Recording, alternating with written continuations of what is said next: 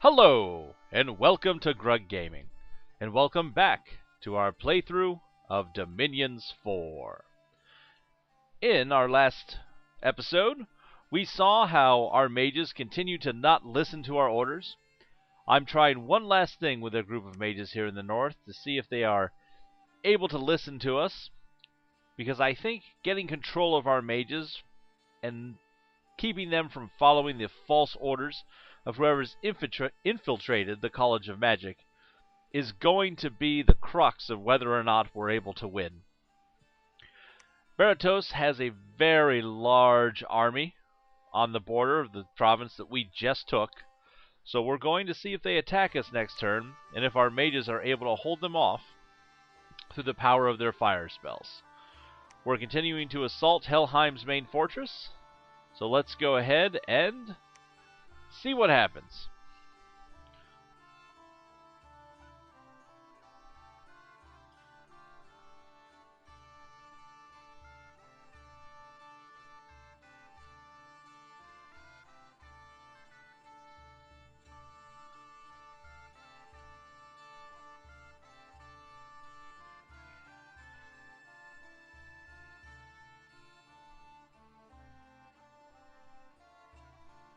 Alrighty. Research and construction complete. We are now able to construct the mechanical men.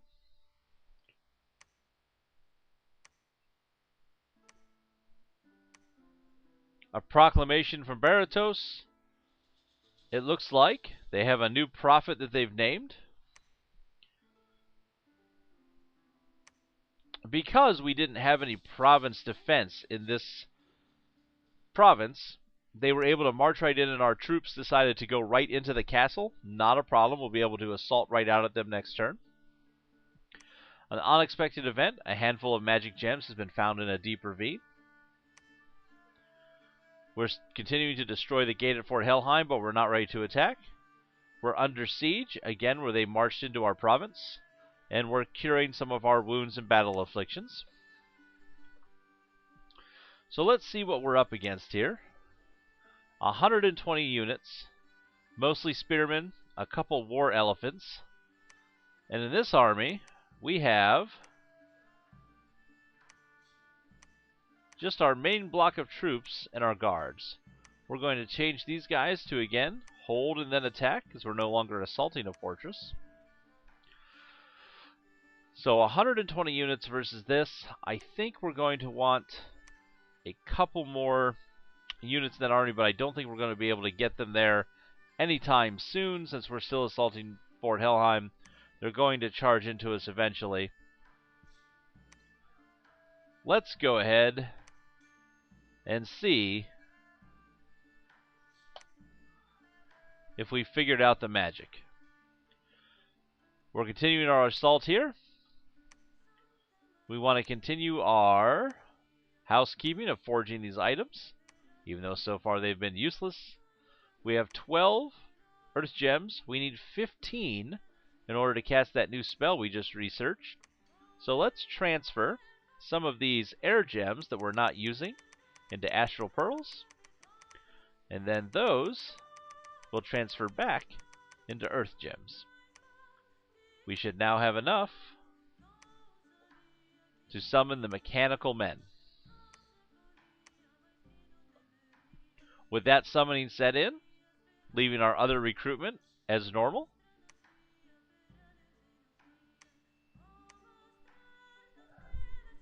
Just checking if we want to continue to recruit those turtle warriors, but as of right now, I don't want to spend the money on those units. But I do want us to go ahead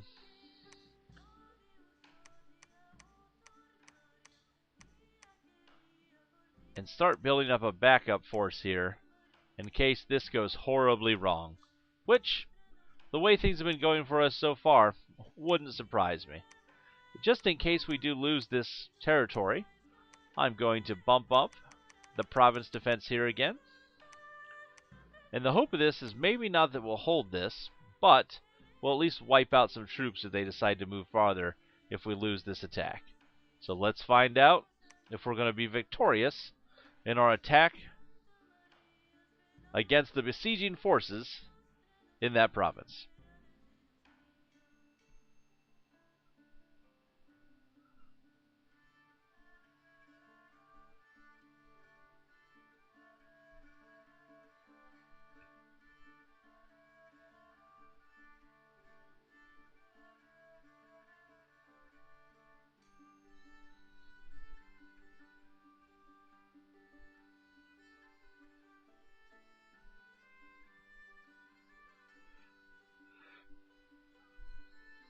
All right, the results are in. We've cast our mechanical men, and we had our battle in Sefekte. Let's see how this went down.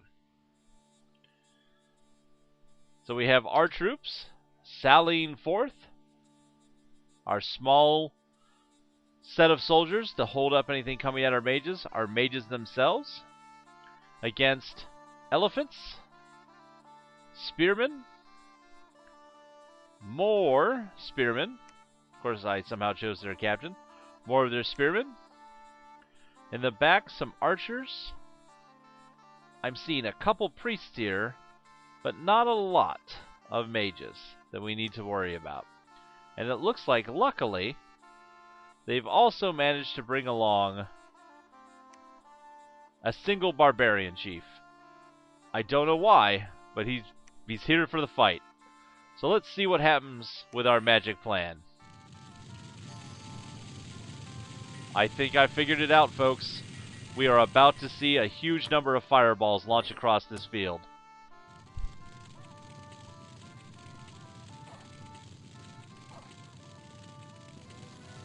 This is the most beautiful thing I think I've ever seen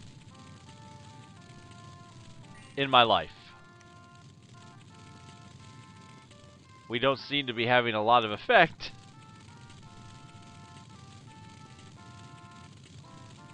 On the elephants here.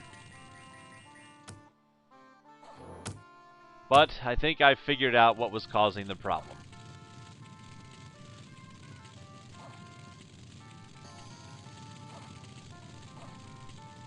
There's where our fireballs will do the most damage against these troops.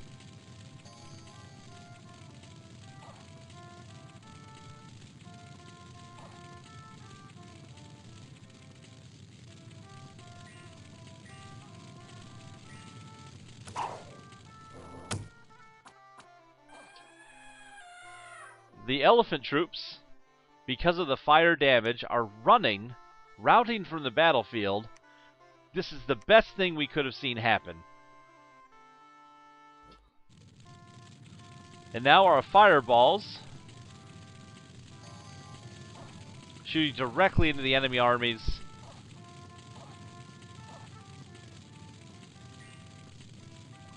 Let's see how their morale dropping like a stone. We've set our slingers to charge into battle because we're a great tactician. And folks, as you see, their entire army is routed due to the fireballs that we were able to cast. I am overjoyed to finally have regained control of our mages in these battles. Let's take a look. We lost 5 slingers who charged forward, and we killed 77 of their troops, almost exclusively using fire. We're still destroying the gate in Fort Helheim, and we're carrying some of those battle afflictions.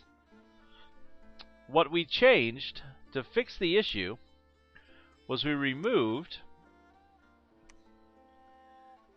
the overlying part of this command that said spells on the end, because it was overriding what we had set here. I think that may have been what was causing the problem with our communions earlier as well. So I have an idea to test communions later on if we need to and we run out of our jars of flame. But we've built more of those, so let's go ahead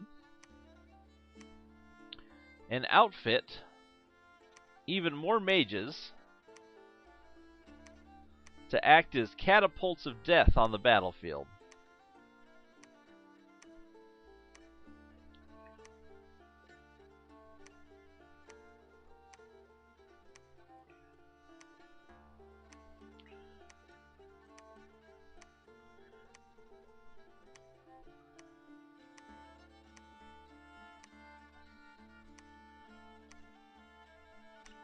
All right.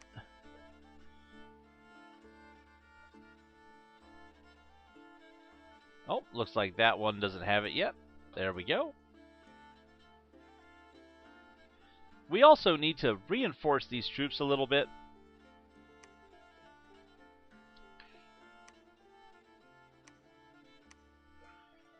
Because this is not going to hold if an army does actually get up in our face. So let's go ahead and... Well, if we had the gold, we'd recruit more. I think we're going to want to stop our recruitment.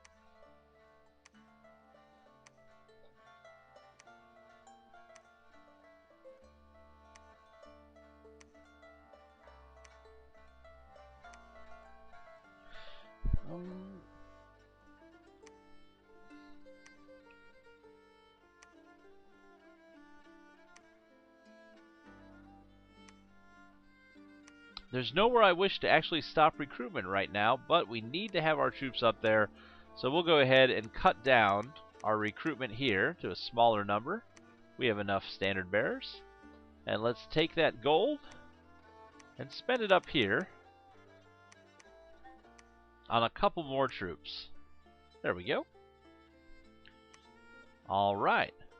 Now that we know that that's what caused the issue there, let's take our armies here, just in case they decide to charge out from behind the gates at us, and make sure that our mages here are set to do the same thing.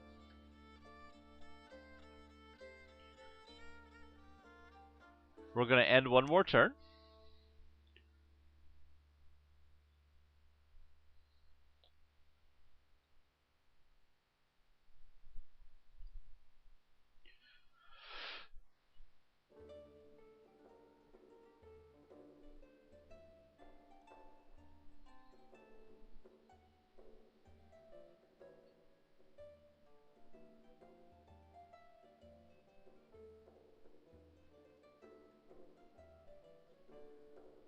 The enemy did not decide to fight back.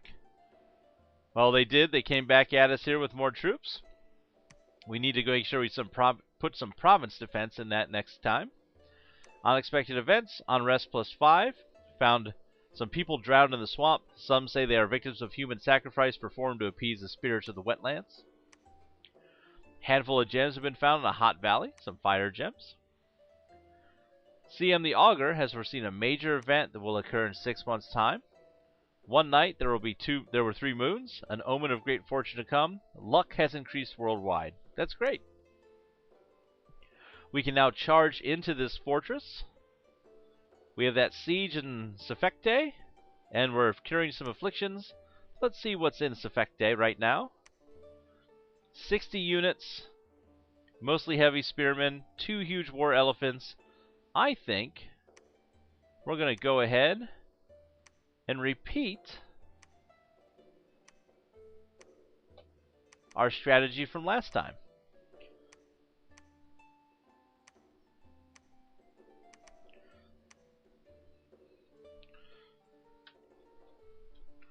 And since we've breached the gates here, let's go ahead and let's storm the castle. It looks like we're going to be able to finish this episode with some exciting action. So let's see what happens on both these battles.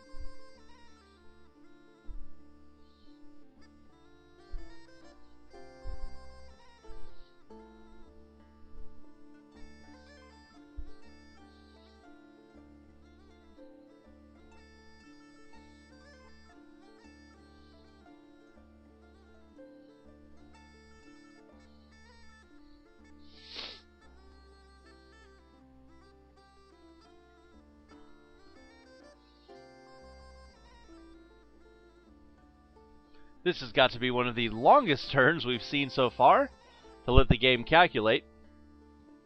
I can only hope that this means that we were victorious. Either that, or we'll be pushed back again. That's nothing that the armies of Ermor are not used to dealing with, as we've seen in constant battle after battle.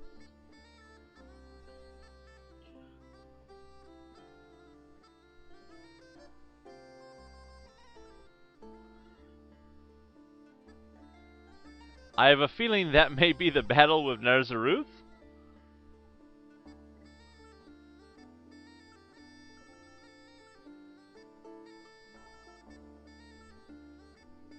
Alrighty.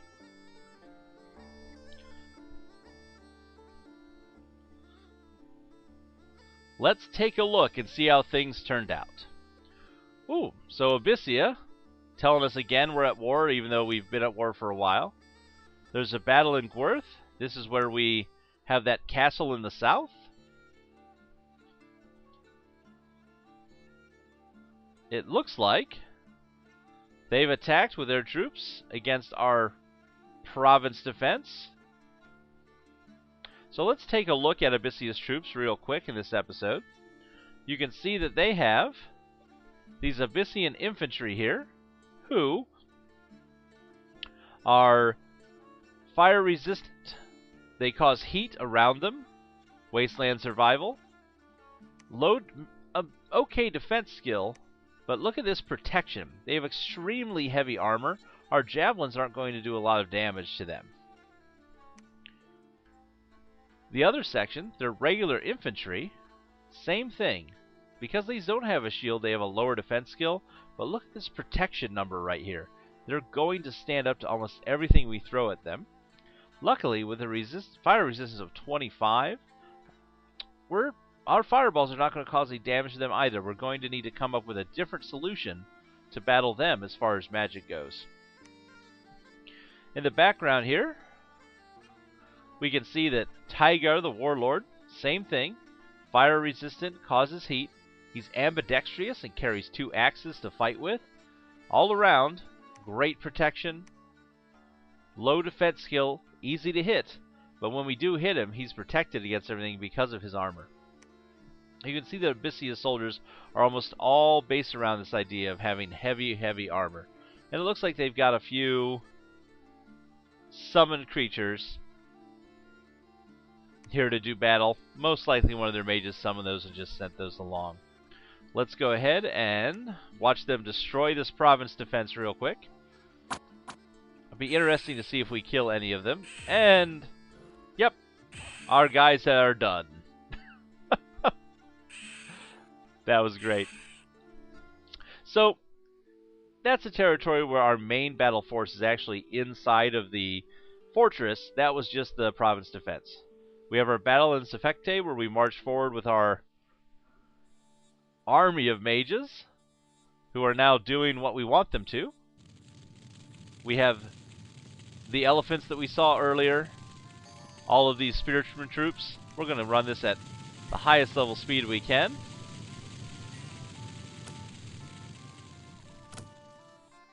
And folks, here comes what's going to spread the power of Ermor across the entire world. Is our ability to just launch an unstoppable amount of fire against our enemies. Again, against Abyssia, we'll need a different plan. But I think against everybody else, this is going to be our best strategy. You can see that we're also casting some spells. This unit has been paralyzed, no way to fight back.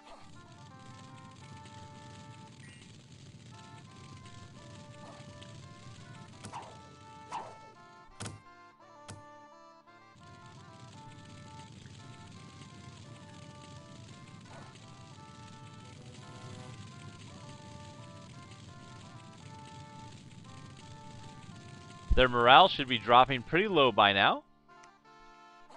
We've continued to paralyze these 2 elephants.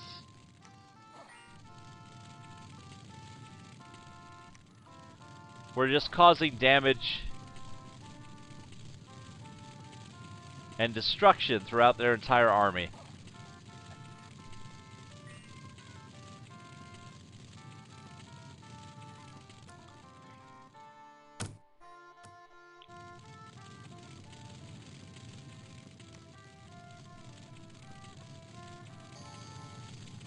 It's beautiful to watch, folks. It's bringing a tear to my eye. I hope you're finding this enjoyable as well, to see us finally fight back.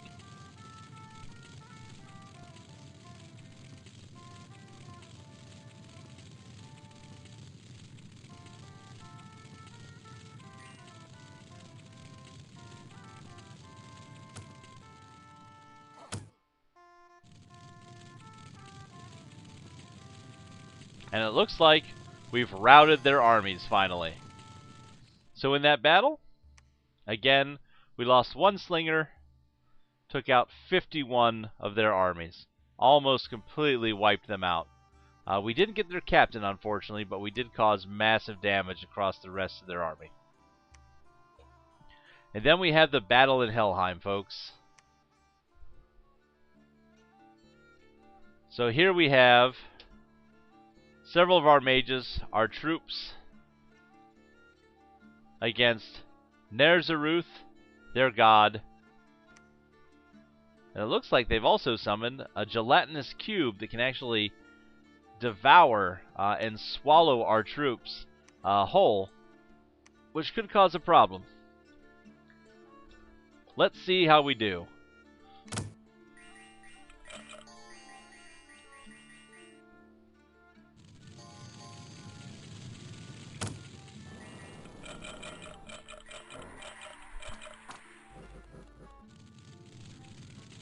Looks like they've sent in some of those troops that have glamour.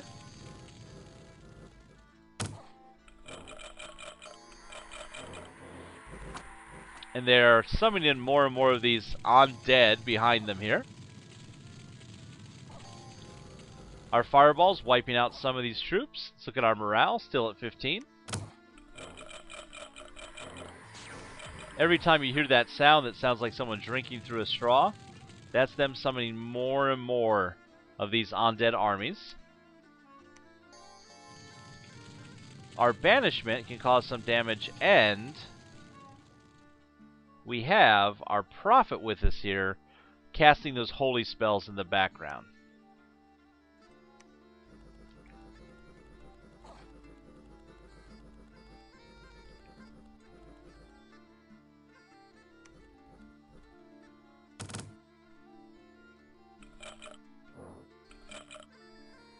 More skeletons being summoned. And they're casting spells on us now to cause damage to our morale with that Frighten spell. Speed this back up. I didn't mean to slow it down there. You can see how our prophet can cast banishment on a huge swath of the army. We've finally broken through that front rank, and now we're going to be fighting against the undead.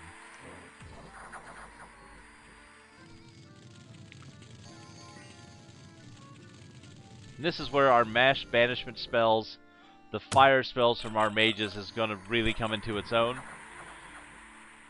If we're unable to hold them off here, I have a strategy for us to come in here with our large army of mages and fight through these hordes of skeletons. But I think we might be able to break through. Of course, I've said that before, and we've seen our plans fall apart. So let's not jinx this battle.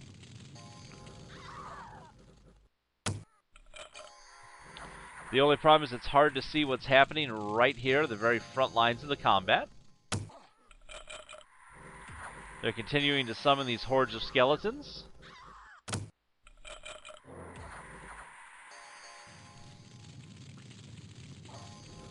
It would be nice if we could get our entire army inside to do battle.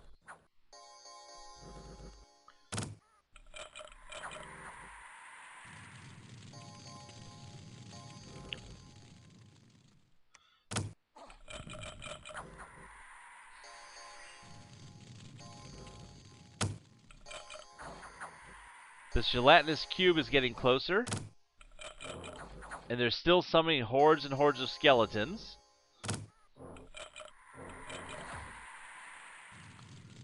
I'm afraid we may be locked in a stalemate that we won't be able to beat, because Ner'Zharuth is gaining so little fatigue the entire battle, I don't think he's ever going to stop summoning in those hordes of skeletons. The gelatinous cube is now in the front line and dead. Let's check our morale. We're still at 15. This is an epic battle, folks. This is that battle that, again, went 50 turns, which is the longest battle I've ever seen playing Dominions myself. And I think 50 turns might be a limit to where the battle ends and the defenders win. I'm not sure.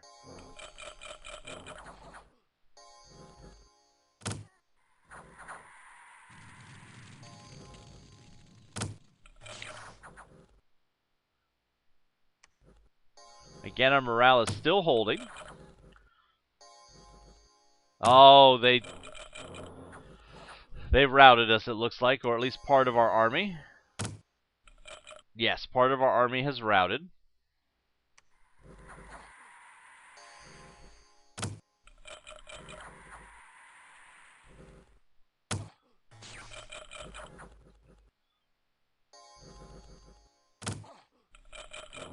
Getting a little closer to the action here.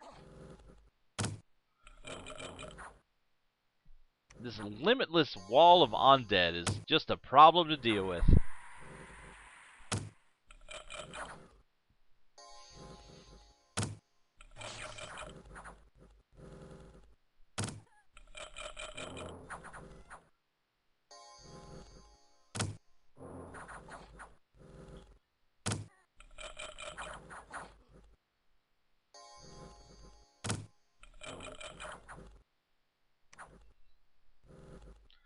Well, I think I can honestly say we're not going to break through this wall. Let's take a look and see how that turned out. We were beaten by the defending forces. One of our acolytes got caught up in the battle. 3 of our augurs. We lost 106 of the principes we sent in. We killed almost every single non-undead troop that was with them. But they are just summoning an insane amount of skeletons. We just need to find a way to break through that line of skeletons. A couple unexpected events. Some phantasmal warriors are emerging from the Iron Peaks. An unexpected event here. Province income up. Taxes have been raised by the righteous governor of the realm. There's a battle in Twin Peaks. We don't need to watch this one. It's another one where they summoned in phantasmal warriors. Our province defense beat them. We are under siege in Gwyrth, but the enemy cannot harm our troops, and 2 battle afflictions were cured. So here's that army from Abyssia, 70 units that kind of marched in on us. We're going to need to come up with a plan to defeat them. We're going to need to come up with a plan to defeat Helheim, and we're going to start spreading our magical power north into what looks like is a battle between Bertios and Femoria. We'll be doing that and more on the next episode of Dominions 4 here at Gaming with Grug. Thanks for watching, folks, and we hope to see you next time.